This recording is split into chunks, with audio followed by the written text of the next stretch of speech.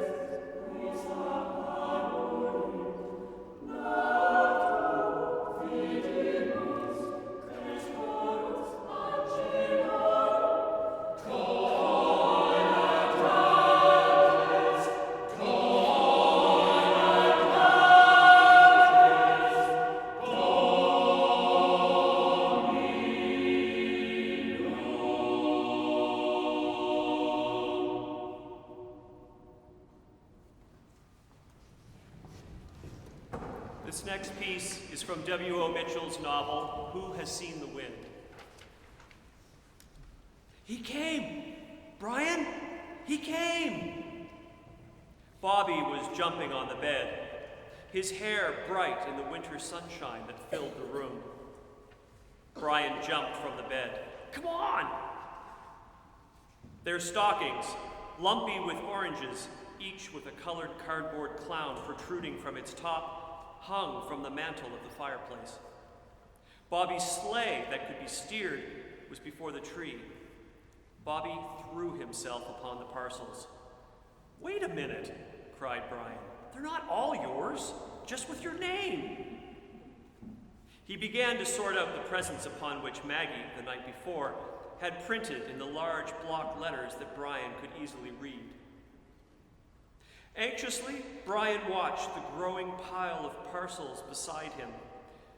He opened a deep box to find it full of colored cars and an engine in little compartments. He opened another, a mechanical affair which, when wound, caused two long men to dance, all the while turning around. Slippers were in one promising-looking parcel. As he opened the last of his parcels, he was filled with the horrible conviction that something was wrong. Then he saw a parcel behind the Christmas tree. His name was on it. He opened it. They were not tube skates. They were not single-runnered skates. They were bob skates. Double-runnered affairs with curving toe cleats and a half-bucket arrangement to catch the heel of the shoe. For a swift moment, Brian's heart was filled with mixed feeling. Disappointment, bitter and blinding, was there, but with it a half-dazed feeling of inner release and relief that he had got skates. They were skates, he told himself as he turned them over in his hands. "What's the matter, Brian?" Bobby had looked up from his fire engine. Brian got up and went into the living room. He sat on the window seat next to the shamrock plant, the bob skates upon his knees. When Bobby came through a while later, clutching a hockey stick a foot longer than himself, Brian paid no attention to him. Throughout dinner, he spoke only when spoken to. When his father and uncle were seated in the living room with lighted cigars, and his mother and grandmother were in the kitchen washing the dinner dishes, he went unnoticed to the hallway, put on his coat and toque, and with the bob skates went out. He passed other children as he walked, pulling Christmas sleighs and Christmas toboggans, some with gleaming Christmas skates slung over their shoulders. Through the fiercely tinseled snow sparkling unbearably in the sunlight, he walked, not toward the downtown bridge where children and adults swooped over cleared ice, but toward the powerhouse and the small footbridge. There, he sat near a clump of willow, fitted the skates to his feet, buckled the straps over his insteps, and went knee-deep through the snow on the riverbank to the ice. Once on the ice, he stood for a moment on trembling legs. He pushed with one foot. It skidded sideways. The other went suddenly from under him, and he came down with a bump that snatched his breath. He got carefully up and stood uncertainly. He pushed a tentative skate ahead, then another. He stood still with knees half bent. He gave a push with one skate, preparatory to swooping over the ice. He fell flat on his face. He got up. He began a slow forward sliding across the ice, painfully. Non-committal steps of a stroke victim just risen from bed. He was not skating. He was walking with an overwhelming feeling of frustration that reminded him of dreams in which he ran with all his might, but stayed only in one spot. He fell again and felt his elbow go numb. He sat on the ice, looking at his own feet ahead of him. He began to cry. Brian's parents, his grandmother, and his uncle were seated in the living room when he got back to the house. He was carrying the bob skates as he came out of the hallway. "Been skating?" asked Sean. Brian did not answer him. "Uncle Sean asked you a question, son," said Maggie. Sean's big freckled hand reached out to take one of the bob skates. "Damn fool question," said Sean. "Fella doesn't skate with bob skates. Had somebody pulling you, did you?" Brian shook his head. "What's wrong, Spalpeen?" Brian's father was looking at his tear-stained face. Brian rushed from the room. "What do you mean?" Maggie turned to Sean. "What's wrong with the skates? What did you mean?"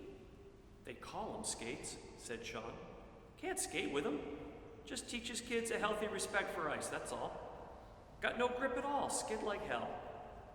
Never forget the first time I took Gerald on ice with a pair, about the same age as Brian. He had one hell of a time. Ended up hanging on to me coattails while I pulled him around. But then that means that Brian, Maggie got up and went swiftly from the room. She found Brian at the kitchen window. Don't they work, son? Still looking out the window, Brian shook his head. Aren't they what you wanted? Tubes, he got out with difficulty, like in Harris's. I'm sorry, Brian. Maggie watched his shoulders moving. She turned his face around to her. Don't. Please don't. I'll fix it. She went to the phone. Mr. Harris? Have you a pair of tube skates left? Small size? I wonder if you could come down to the store with me, my son. Will, Mother. That night, Maggie O'Connell stood at her children's bedside. With her white nightgown almost to her heels, her hair in 2 black braids, she looked like a little girl in the dimness of the room. A glinting caught her eye, and she saw a length of leather lace hanging down the side of the bed. Brian slept with his hand clenched around the runner of one tube skate, his nose almost inside the boot. Maggie reached out one hand and laid it lightly upon Brian's cheek. She kept it there for a long time. Then she gently took the skate from his hand. She turned, and with the flat, soft steps of the barefooted, went from the room.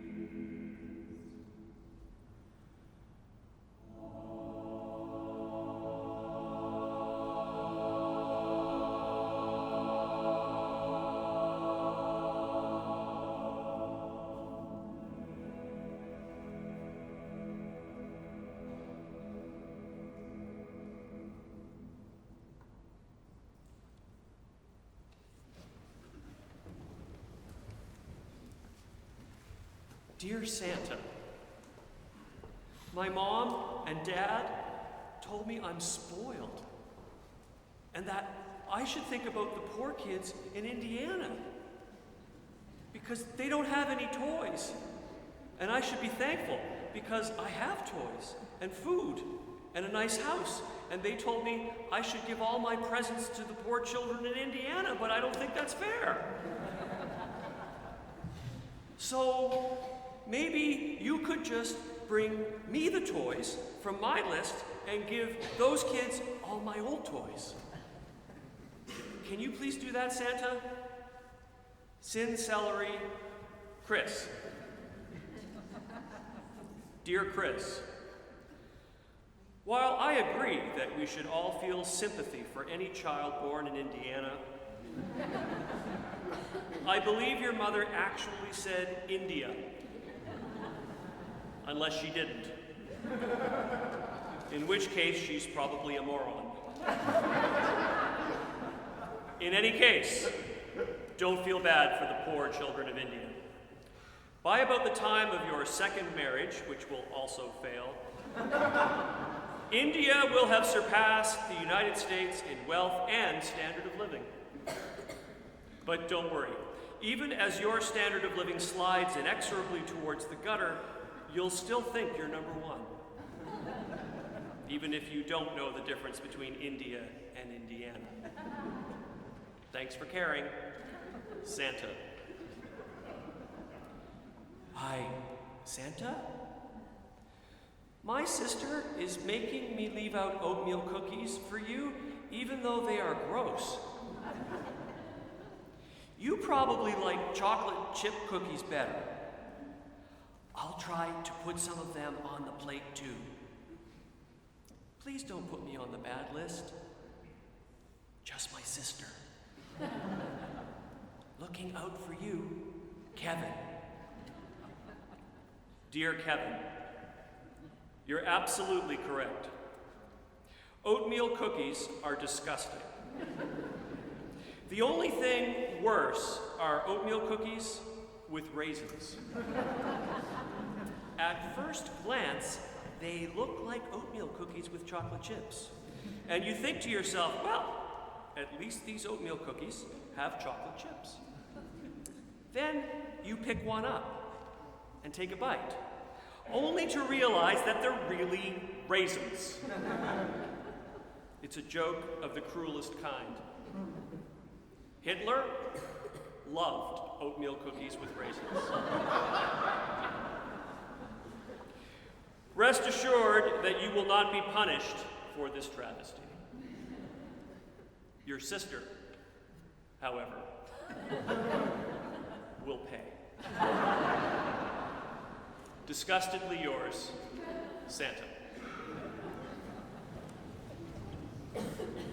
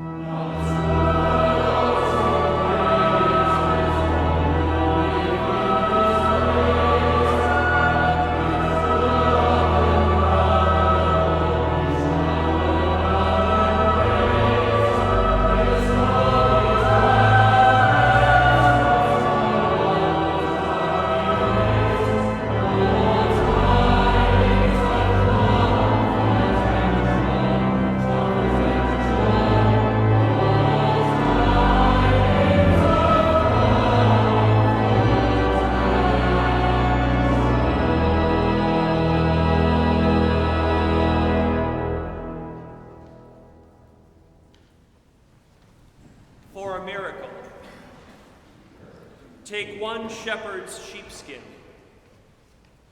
Throw in a pinch of now, a grain of long ago, and a handful of tomorrow. Add by eye a little bit of ground, a piece of sky, and it will happen. For miracles, gravitating to earth, know just where people will be waiting, and eagerly will find the right address and tenant, even in a wilderness. Or, if you're leaving home, switch on a new four-pointed star in heaven as you do, to light a vacant world with steady blaze, and follow you forever with its gaze. Immensity cloistered in thy dear womb now leaves his well-beloved imprisonment. There he hath made himself to his intent, weak enough now into the world to come. But oh, for thee, for him, hath the inn no room. Yet lay him in this stall, and from the Orient, stars and wise men will travel to prevent the effect of Herod's jealous general doom. Seest thou, my soul, with thy faith's eyes, how he, which fills all place, yet none holds him, doth lie? Was not his pity towards thee wondrous high, that would have need to be pitied by thee? Kiss him, and with him into Egypt go, with his kind mother, who partakes thy woe.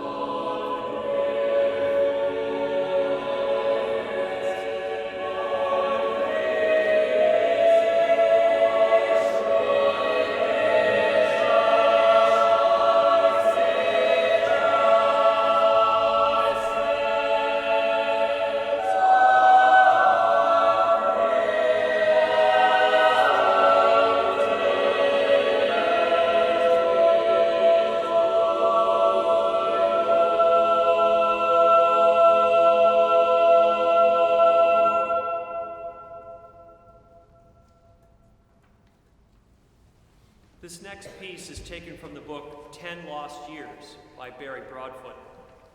Mr. Broadfoot traveled across Canada with a reel-to-reel tape recorder, recording first-hand accounts of Canadians who survived the Great Depression. This piece is an account by someone we'll call Mrs. M, and it's called Toronto Boarding House. Yes, oh yes, the Depression. What a lark it was. Mr. M had died. Something to do with the ferry boat to Center Island. Fell off, or was pushed off, or jumped off. The poor man. But I can tell you for certain, some liquor was involved. He was a great man for the bottle. Is this all going down in your little tape recorder? Oh, then for sure I must watch my language. So, I came back to Toronto, and what was I going to do? Char in some office or cafeteria, washing floors in Eaton's or Simpson's? No, not on your life. I had a bit of money. Mr. M's tiny insurance after the undertaker had done his dirty work.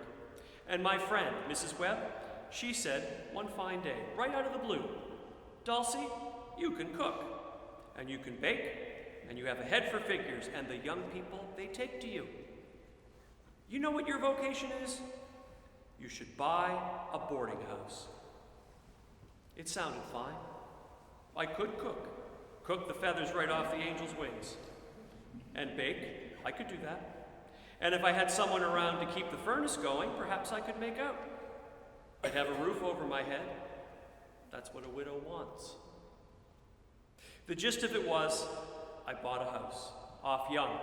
A fine old one, not full of history, but it did have its memories of that, I'm sure. By the time the inspector was through with me and I'd fixed up the kitchen and put in a fire escape and, of course, my down payment, I had just enough to buy a sign for the window. Rumors wanted. Oh, and a big accounts book. They came. Oh, they came. My boys and girls from the university, from Ryerson, from normal school, from Osgood. I could see I wasn't going to make much money off this lot, these students. But I did. A little. Honest as the day is long, except for maybe a quarter of it. 1 in 4. I did well, and I still get a card or two, a letter, little things at Christmas, and that was a long time ago. If I told you the things that went on in that house, well, just multiply it by 10 and you'd have a good judgment. It was a madhouse.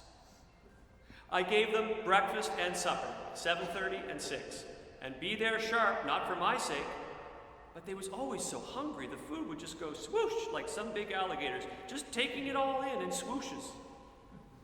I had about 18 to 20 any one time. Boys together, girls together. No mixing together. Ha! How little I knew. I knew, of course. Oh, I knew. But what could I do? Or care? Boys paid $22.50 double, $20 single. Girls, $1 more. They used so much hot water. Washing their fancies every night. Some of those girls had but one pair of fancies. We were all poor. There was Eunice. She was a student at the university, and she was a prostitute, too. She told me so one night, drinking tea at the kitchen table. I said, tut, tut, you know. And she said, there is nothing wrong with being a prostitute. I said, how do you know? She said, her mother told her. Now, what can you answer to that? I ask you. You answer nothing. And she stayed. I liked her. There was one lad, Frank Nutter? Nuther? Something like that. And when he'd come home late, 1, 2 in the morning, it sounded like an elephant going up the stairs. Thump, thump, thump. I put up with it about 4 times. Then I went out. I lived first floor. and turned on the lights, and there was Frank staggering up the stairs with this girl piggyback. I said, "Oh, good Lord," and I went back to bed. Next day, I asked, "Frank, what was you doing with that girl on your back? Was she sick?" He said, "No, the girl wasn't sick. She was his girlfriend, and they were going to bed, you see. And if he carried her then, he thought I would think it was all right, because I could only hear one set of footsteps on those stairs." Now there's a thinking lad for you. I hope he went into government. That's government thinking. Thump, bang, crash. Once a boy came and he was something right out of Rip Van Winkle. Tall and gangly and red-faced and big hands. Ugly, but nice. And he had bad teeth. And I said, "Newfoundlander?" And he said he was. And I said, "Then come right in and get used to civilization." It was a joke. The joke was on us. One of the nicest lads God ever made, and he got some of the best marks at the university. Such a sweet lad, such a future ahead of him. So good looking when we ironed the creases and spots out of him. He was killed in the war, too. He wrote me once a week on those little blue thin letter things from England and then Italy. And I cried my heart out when his mother wrote and said he'd been killed. They never left me. They'd stay in, come down for cocoa at nights after their studies were done. Oh, we had grand times. They talked and played bridge and chess and read each other their poems and stories they'd written, and then they'd talk about them. They got better educations in my house than they ever did in the university, I can tell you that right now.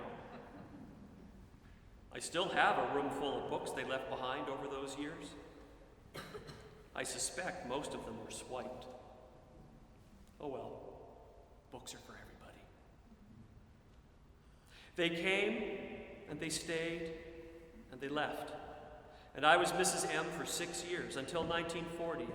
Then it seemed so many joined up. The Army, the Air Force, the Navy, and they drifted away. I closed down in 1941. I met one of them over on University Avenue not long ago, and he said, "Mrs. M, I wouldn't have survived without those meals of yours." Dinner, my goodness, any night. Piles and piles of potatoes and 2 huge bowls of stew, one at each end, and carrots, and homemade bread, and country butter they used to bring, and a a tub of pudding. Rice pudding with raisins, or bread pudding and stewed rhubarb. Not fancy food, but good food. And everyone eating a mile a minute and laughing. I can hardly think back on those days and not cry a little. They were my family.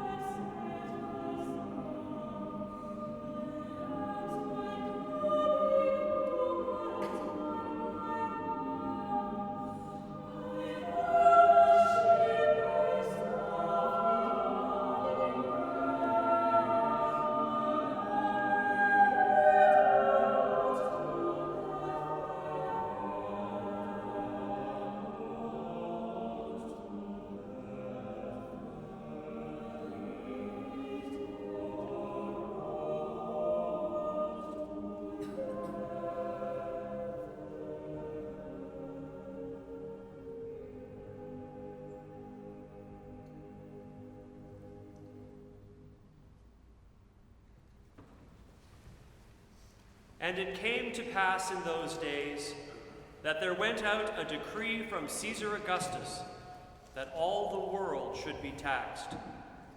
And all went to be taxed, every one into his own city. And Joseph also went up from Galilee, out of the city of Nazareth, into Judea, unto the city of David, which is called Bethlehem, because he was of the house and lineage of David, to be taxed with Mary, his espoused wife, being great with child. And so it was that, while they were there, the days were accomplished that she should be delivered. And she brought forth her firstborn son, and wrapped him in swaddling clothes, and laid him in a manger, because there was no room for them in the inn. And there were in the same country shepherds, abiding in the field, keeping watch over their flock by night. And lo, the angel of the Lord came upon them, and the glory of the Lord shone round about them, and they were sore afraid. And the angel said unto them, Fear not, for behold, I bring you good tidings of great joy, which shall be to all people. For unto you is born this day in the city of David a Savior, which is Christ the Lord. And this shall be a sign unto you. Ye shall find the babe wrapped in swaddling clothes, lying in a manger. And suddenly there was with the angel a multitude of the heavenly host, praising God, and saying, Glory to God in the highest, and on earth peace, goodwill toward men. And it came to pass, as the angels were gone away from them into heaven, the shepherds said one to another, Let us now go even unto Bethlehem, and see this thing which is come to pass, which the Lord hath made known unto us. And they came with haste, and found Mary and Joseph and the babe lying in a manger. And when they had seen it, they made known abroad the saying which was told them concerning this child. And all they that heard it wondered at those things which were told them by the shepherds. But Mary kept all these things, and pondered them in her heart.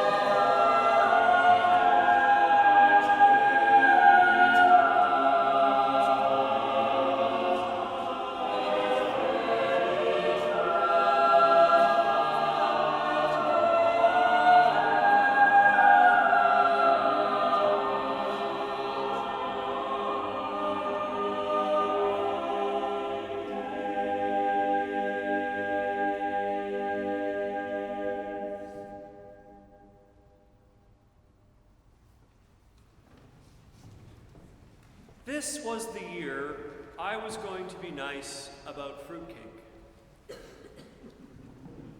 Just try to be nice, my wife said. My younger daughter, the one who was still in high school and talks funny, said the same thing. Actually, what she said was, "Cool it, Pops. Take a chill on the fruitcake issue." That's the same thing. They were right. I knew they were right. It's not that I hadn't tried to be nice before. It's not my fault that some years ago I happened to pass along a theory about fruitcake I had heard from someone in Edmonton. The theory was that there is only one fruitcake. And that this fruitcake is simply sent on from year to year. It's just a theory.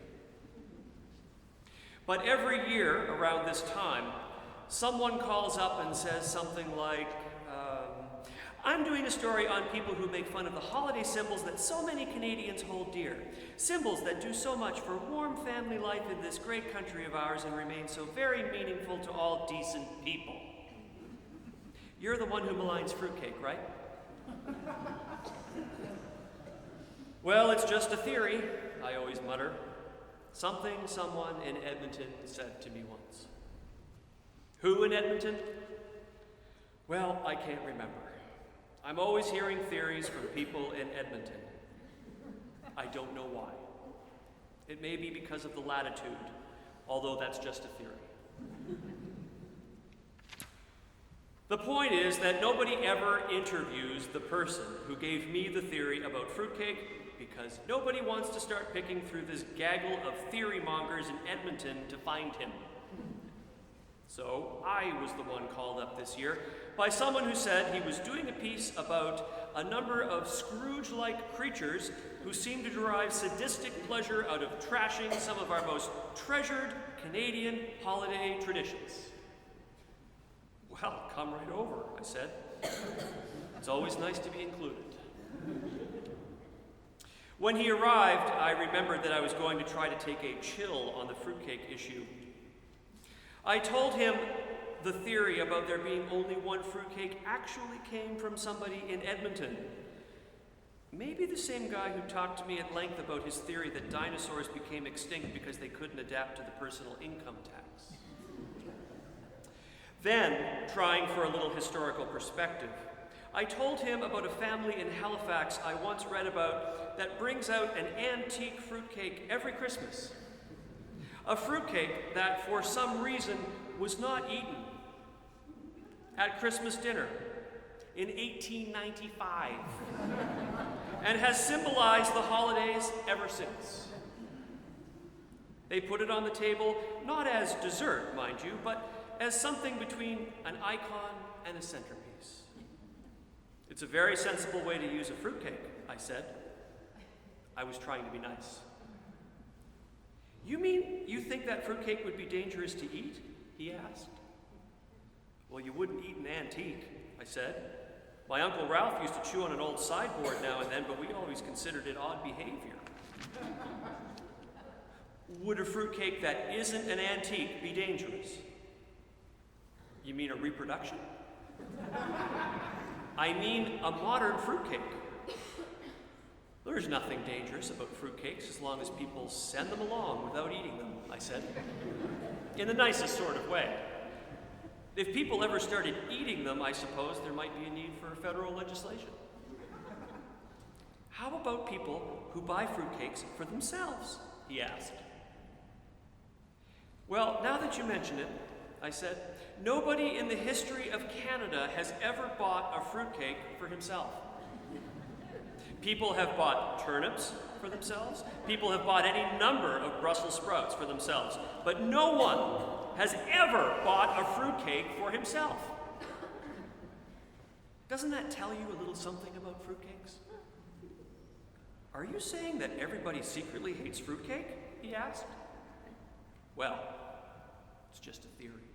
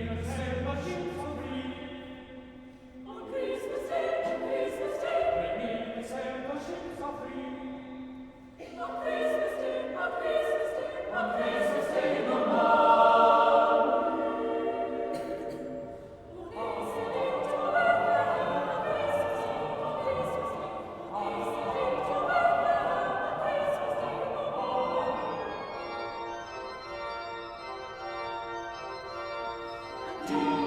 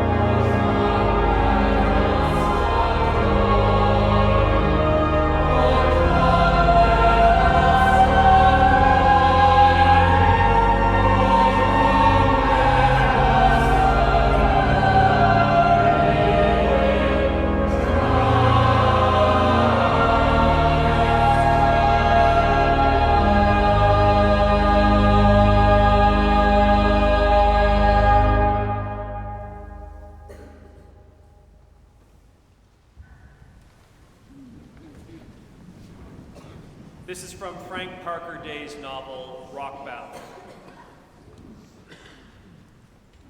One summer day, in the 3rd year of his occupancy of the island, he saw a boat heading in for his landing stage.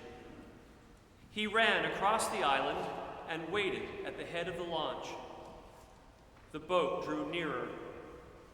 Christian Kraus was at the tiller, and amidships were Mary, old Anapest, and little Ralph. "We come for to visit ye and hold a picnic," called Anapest, as the boat's prow took the logs. "You're glad to see us, ain't it?" "That I is," said David. "You's right welcome." "And she's come for to marry ye," said Anapest abruptly. "And here's a start for a family." And she put the little boy's hand into his father's great paw. David was dumbfounded, but Mary smiled serenely. "I talked her into it," went on Anapest. "Says I to her, ain't it a shame for to leave that strong man alone on Barren Island, and him a-loving ye to death, and ye a stout lass with no man and ne'er a kid?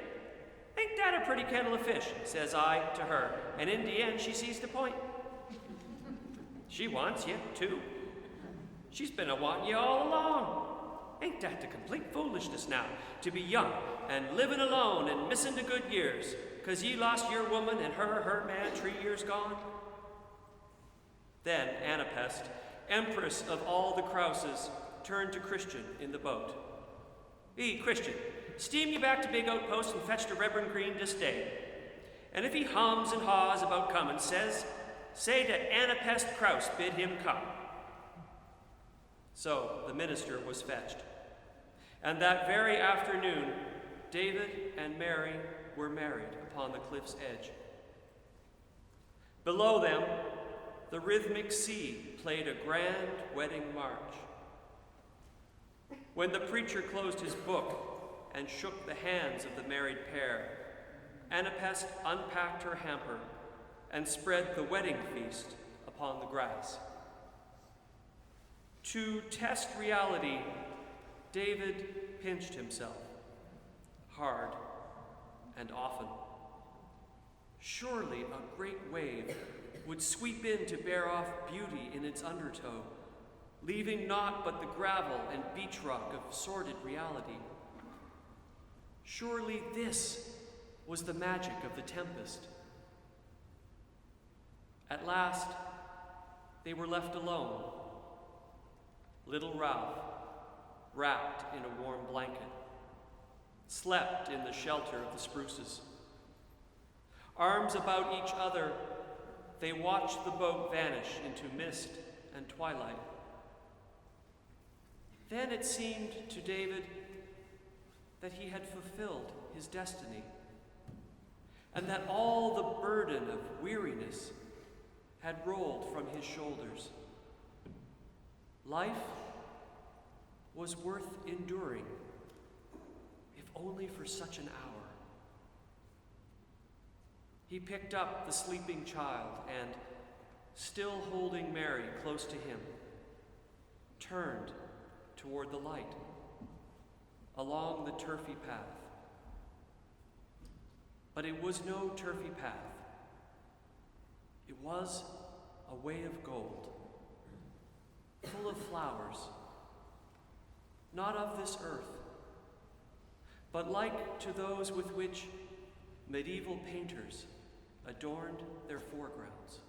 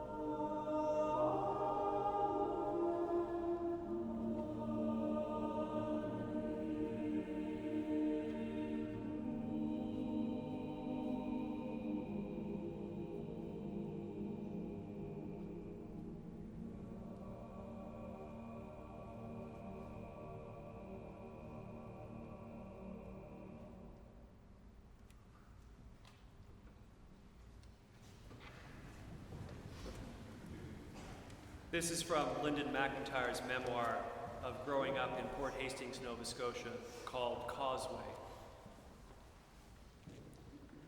Christmas is the one time of the year when money doesn't seem to matter.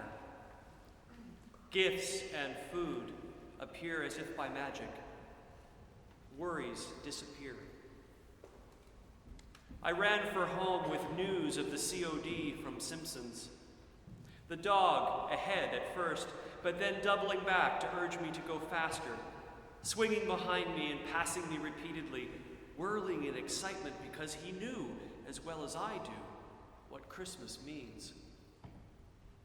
The COD is the conclusive sign, but the weather is always the first indicator. After Halloween, the trees are bare. Leaves that were red and gold and orange all through October are now congealed in soggy, rotting piles that are, on chilly mornings, covered with a furry-looking frost. Cold rains flatten the dead brown grass in ditches and in the fields. The chilly air is heavy with the smell of fermenting apples. The week before Christmas, the dog and I will go into the woods with an axe, the way we always do. Over the hill and past Jack Reynolds's, where there used to be a stagecoach depot, all the way out through big Ian McKinnon's back field. We follow a track that probably was once a road, around the edge of the field, past a clearance that used to be a farm they still call the Faves, until we are now behind the cove where they used to quarry gypsum. I pretend that the axe is a rifle, and that we are Indian scouts defending our village from all the white explorers. I would like to get a real rifle for Christmas, but I'm probably too young. There is a high waterfall that crashes over ice-encrusted rocks at the bottom. I go carefully around that obstacle and then back on the path that leads to Happy Jack's Lake. Red squirrels chatter and rabbits dive for cover in bushes with the dog darting after them. The lake is frozen. The older boys believe it was formed by a meteor from outer space and that it has no bottom. They skate there when the ice gets thick enough. I have skates, but they don't fit me yet. They belong to a miner who was killed in Newfoundland. My father told me I could use them just as soon as my feet are big enough to fill them. I asked him what happened to the man who owned the skates, and he says he'll tell me someday when I'm older. Near Happy Jack's Lake, as usual, I'll find the perfect tree. The dog will bark in approval as I chop it down, feeling the glow of knowing I have done the man's work and that my mother and Grandma Donahue will rave about it. Then we'll open the door of the dining room to let the heat in. And one evening, when the room is warm enough, we'll stand the tree in a corner and decorate it. On Christmas morning, I will join my sisters in their bedroom, which is just above the dining room, and we'll look down through the hole in the floor of their room to see what's there underneath the tree. It will still be dark, but we have a secret way for turning on the light that hangs on a wire in the middle of the ceiling. It was my invention. The first Christmas, after we got electricity in the house, I tie a string to the chain that turns the light on, run the string down, through the run of a chair, then back up through the hole. Early Christmas morning, we gather around that hole. I pull the string. The room is suddenly illuminated. We take turns peering down, figuring out who got what. Then I pull the string again. The room, with all its Christmas riches, is lost again in darkness. We return to our beds and begin the long wait for daylight.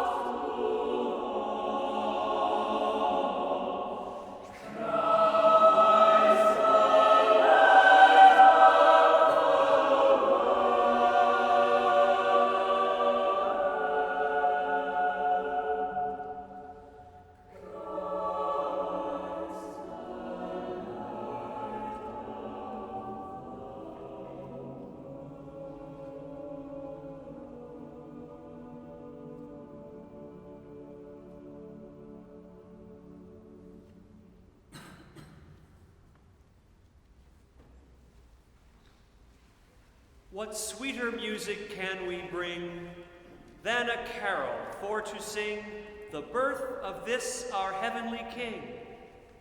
Awake the voice, awake the string. Dark and dull night, fly hence away, and give the honor to this day that sees December turned to May.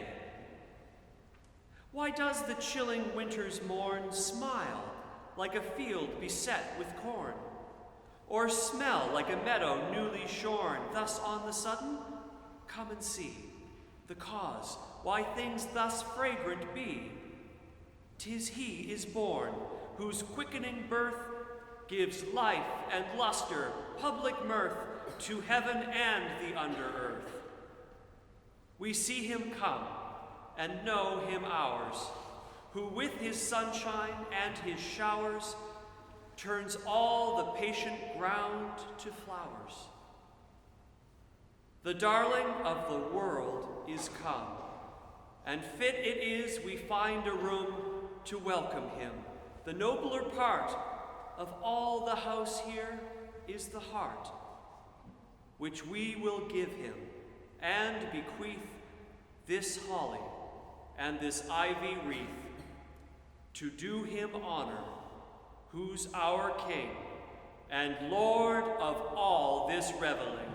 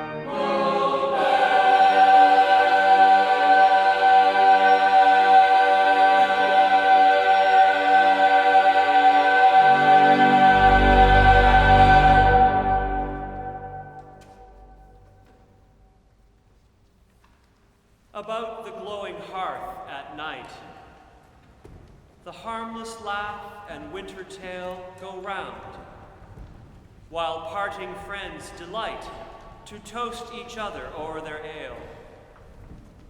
The cotter oft with quiet zeal will musing o'er his Bible lean, while in the dark the lovers steal to kiss and toy behind the screen. Ah, friends, dear friends, as years go on and heads get gray, how fast the guests do go. Touch hands with those that stay. Strong hands to weak, old hands to young. Around the Christmas board, touch hands. The false, forget. The foe, forgive. For every guest will go, and every fire burn low, and cabin empty stand. Forget, forgive. For who may say that Christmas Day may ever come to host or guest again? Touch hands.